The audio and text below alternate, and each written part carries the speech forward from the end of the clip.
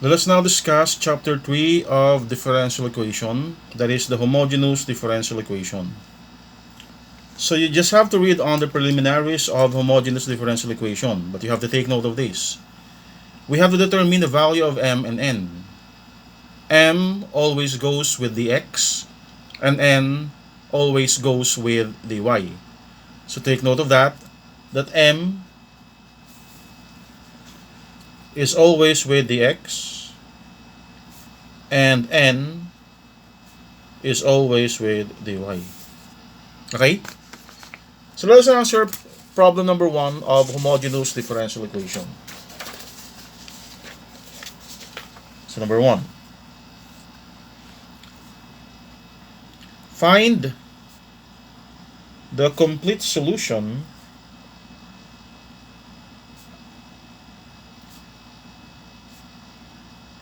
of the differential equation 3x plus 2y dx plus 2x dy is equal to 0. Now in here we have to determine the value of m and n. So as I've told you a while ago, m always goes with the x and n always goes with the y. In here, your m is equal to 3x plus 2y, and your n is equal to 2x. Okay?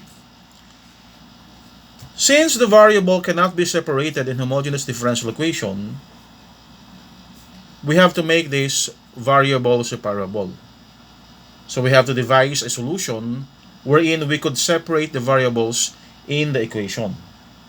Now, after determining the value of m and n, we have to determine which is simpler, m or n.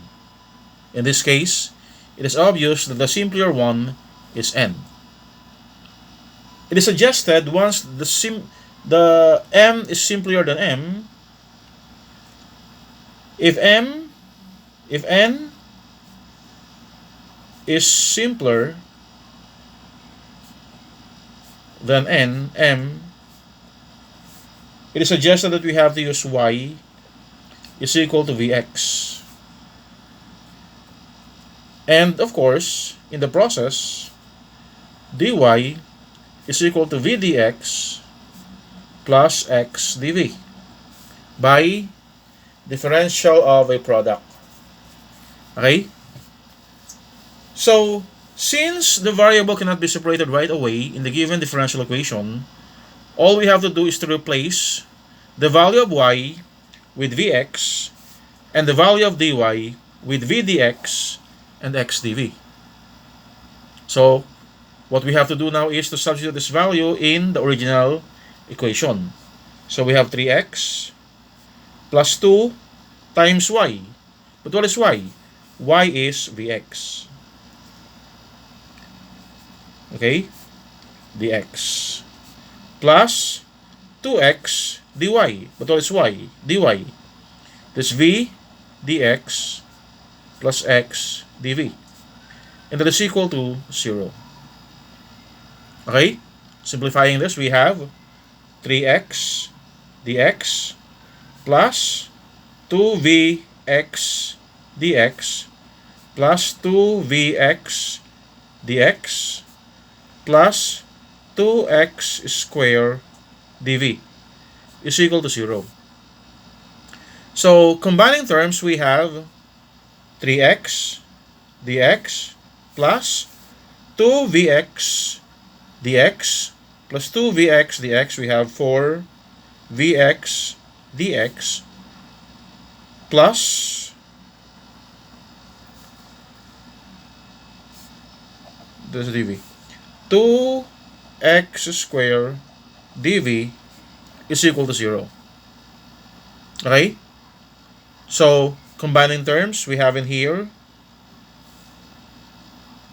3x plus 4vx dx plus 2x squared dv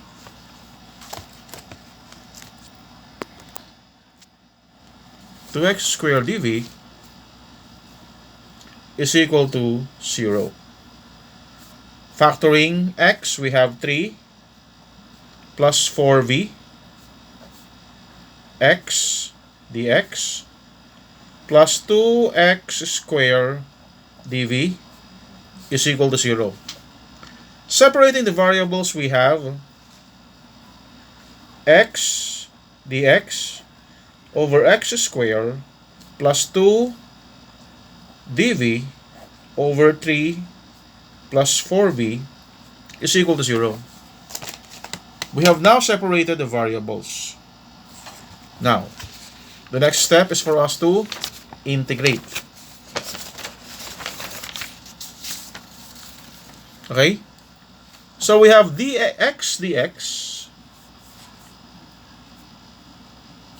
over x squared plus 2 dv over 3 plus 4b is equal to 0.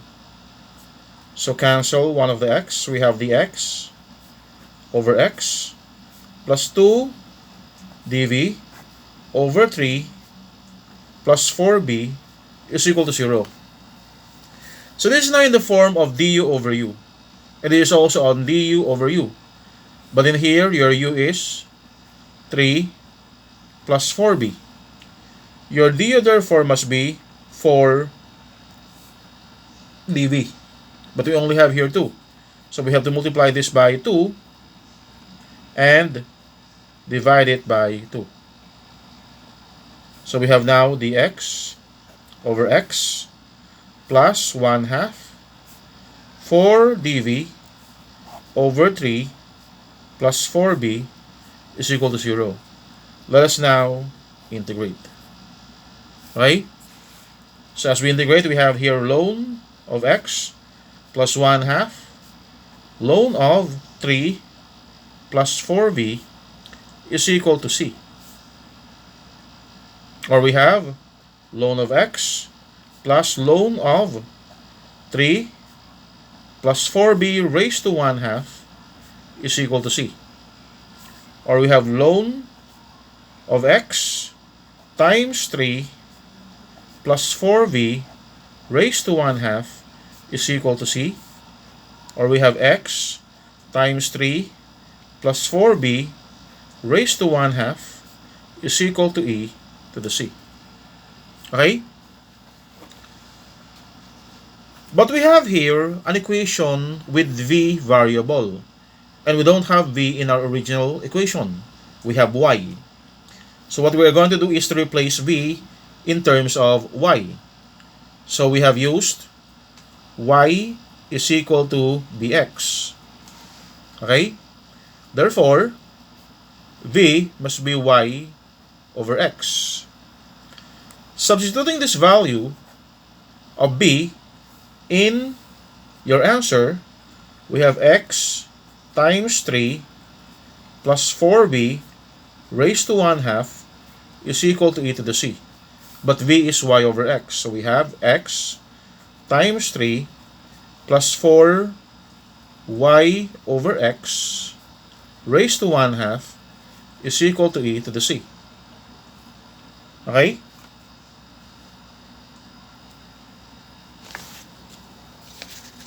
So what is the solution then?